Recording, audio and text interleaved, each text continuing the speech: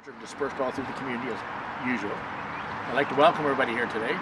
We have the builder, our historical chairman for the different things we do in the community, Mr. Jim Beatty, who's the one that actually built this site along with Lion Gabe Hall, his right-hand person. Yep. He's the labor. He's the labor guy. He's a young guy with the big hands. So again, I'd like to welcome everybody. Our historical committee once again determined that was something that we wanted to do in the community, and that is to ensure that some of her history is kept within the community.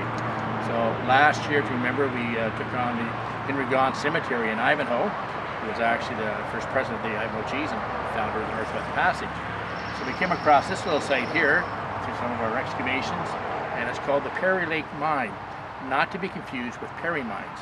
This Perry Lake Mine does not connect to the main Perry Mine.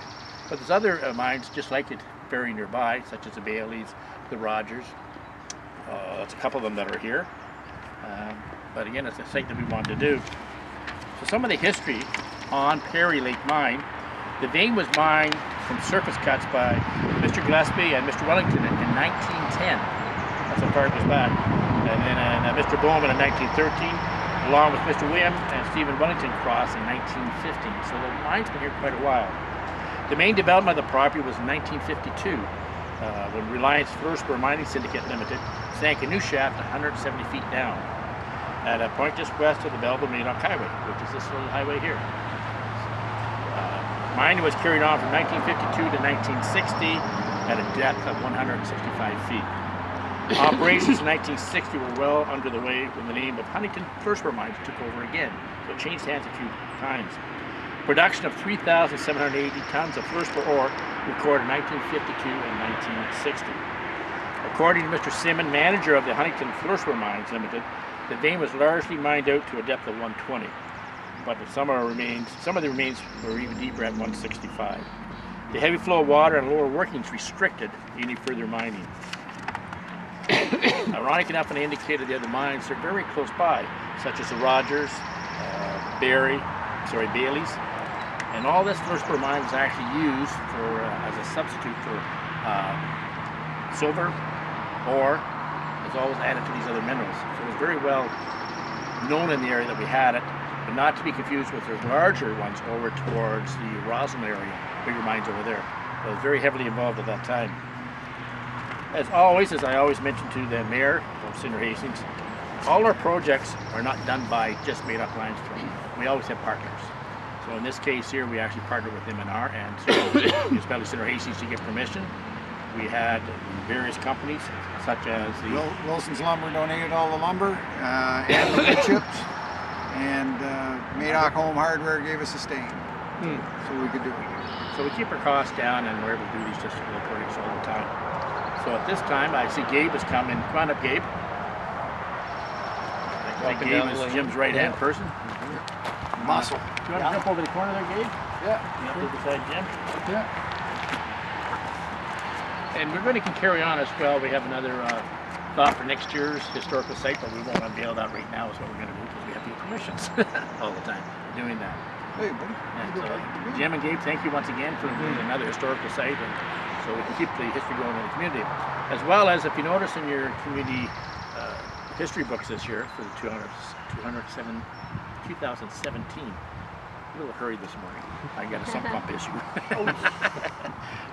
This is one of our little projects, that's why you see the flag here.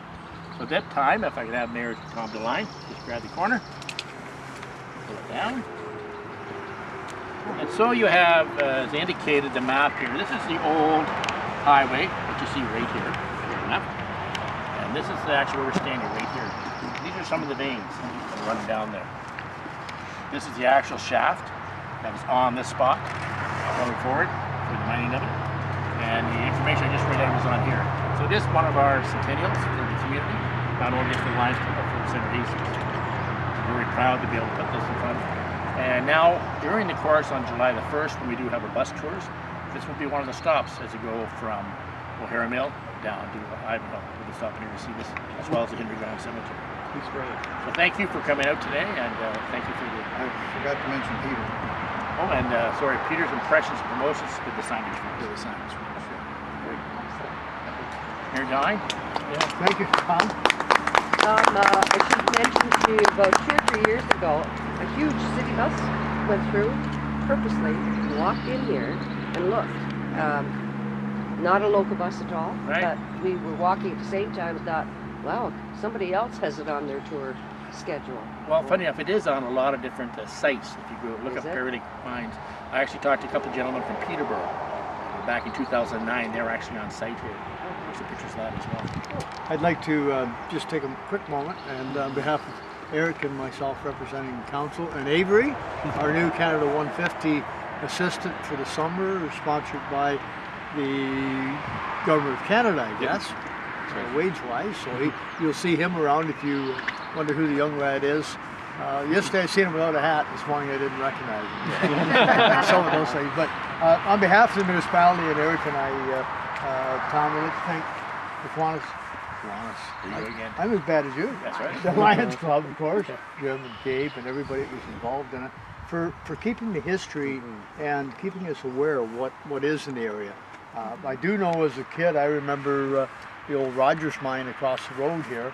I remember it, and I remember actually seeing the unit still standing. So it's really quite something that the Lions have decided to help preserve some of our history here. So it's great, and like Diane said about the bus coming in. I mean, that could have been anybody from a rock hound or a geology department, if I might, of a university. It could have been anything. But that's great. Could you imagine if we're bringing people in from all over the place to look at some of our history? Just a great idea. So on behalf of the council, thank you very much to the Lions Club for all your service. You're welcome. So I think it's probably appropriate this time too, because Avery is involved, and we call him our 150th coordinator. We're actually taking over another building in the municipality of Center Hastings, the old thrift store on St. Lawrence Street. And that building will now be used for moving kind of all the replicas into that building. So there'll be everything from history of schools, the mines, businesses, agriculture. So hopefully between June 1st and June 15th, that store will be filled with artifacts for the whole community. And we have 20 people on that committee, from Ivanhoe to O'Hara Mill and Greensboro, that will help us put everything together. And so for 3 months, residents and visitors and buses will be able to go through that building and tour and see what our history is all about. Thank you very much. It's a great idea. Excellent. Thank you, Tom. Good. Tommy? Yeah. Stay tuned for more 150th.